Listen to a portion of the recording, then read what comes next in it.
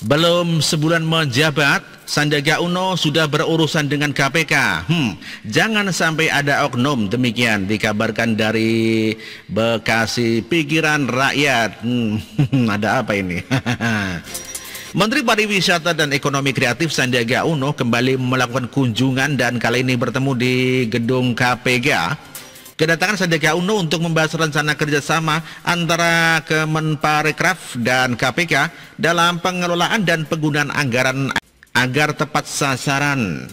Sandiaga Uno memberikan apresiasi atas pendampingan dan pengawalan KPK dalam pengelolaan anggaran penanganan COVID-19.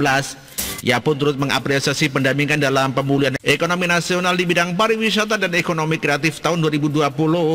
Sandiaga Uno pun turut mengunggah foto dirinya dan Wamen Pakraf Angela Tanus Sudibyo bersama anggota KPK. Selain itu, Menpakraf juga menyampaikan harapannya untuk menjalin kerjasama pencegahan korupsi terkait penyampaian laporan harta kekayaan penyelenggara negara. Selain itu, Sandiaga Uno mendorong pengendalian gratifikasi dan peningkatan wawasan anti korupsi di lingkungan Kemenparekraf. Tak tanggung-tanggung, Sandiaga Uno berharap agar anggaran di kementeriannya dapat tepat manfaat, tepat sasaran dan tepat waktu untuk 34 juta lebih masyarakat yang menggantungkan penghasilan dari lapangan kerja di sektor pariwisata dan ekonomi kreatif. Ternyata begitu kabarnya.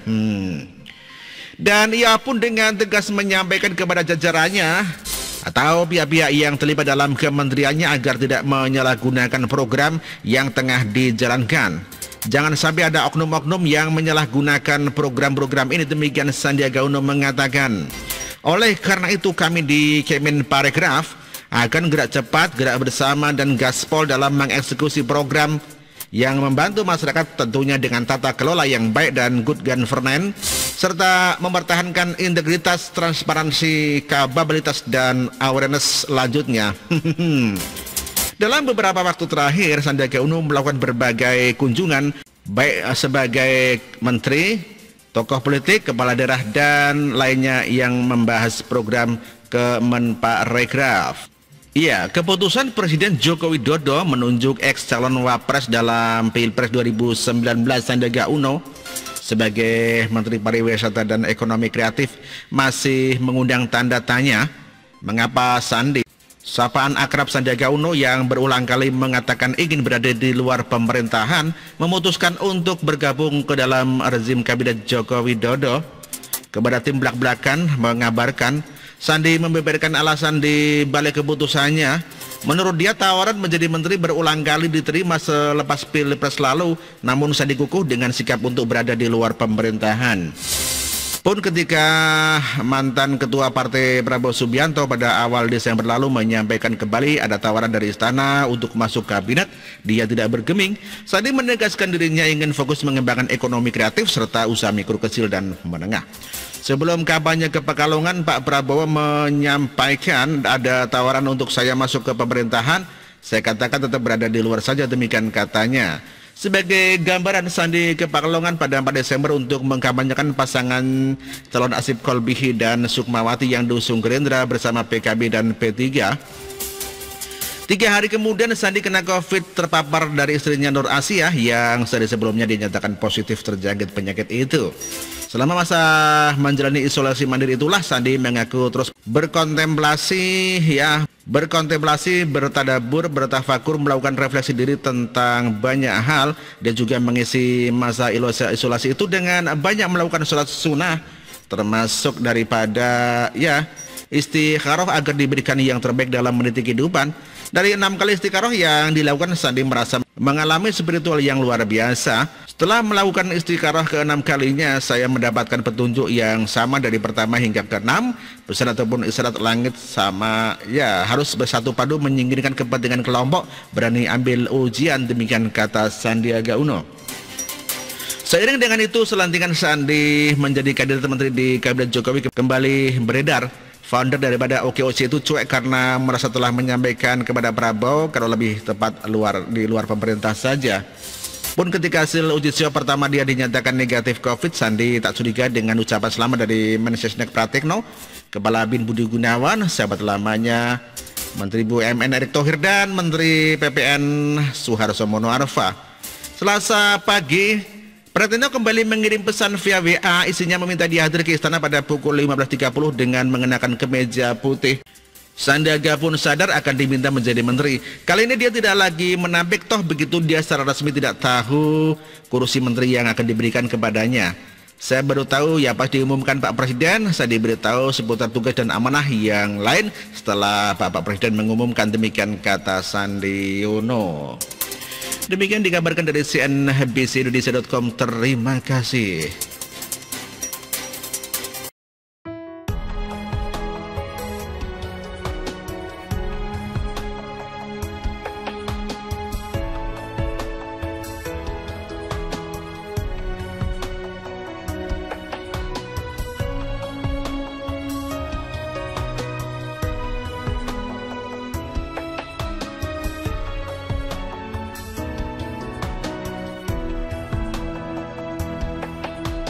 Bersih, jujur dan merakyat, berbuat demi masa depan kami. Sosok pemimpin tegas pemberani.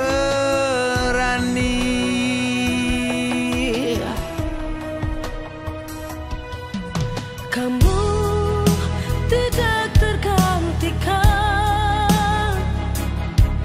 terbukti baktimu untuk negara Indonesia Timur bersuara.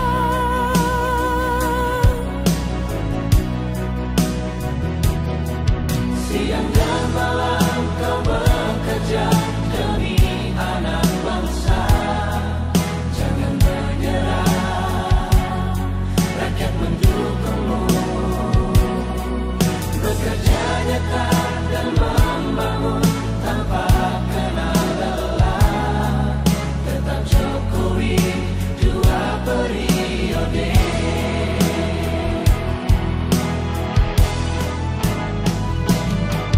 Ayo Jokowi, rakyat mencintaimu.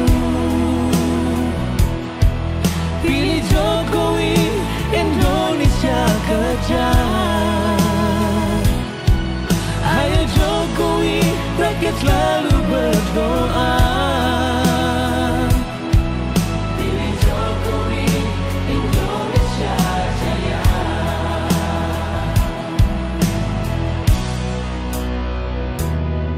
Siang dan malam kau bekerja demi anak bangsa. Jangan menyerah, rakyat mendukungmu. Bekerja nyata